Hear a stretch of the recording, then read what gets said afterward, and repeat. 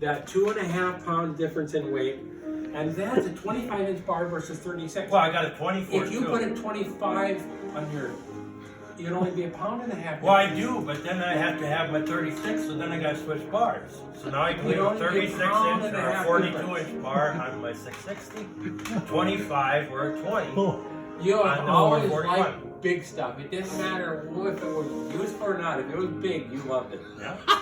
Can't go wrong with power. I will take my John's root and I will cut circles around you because I can. It's light and easy.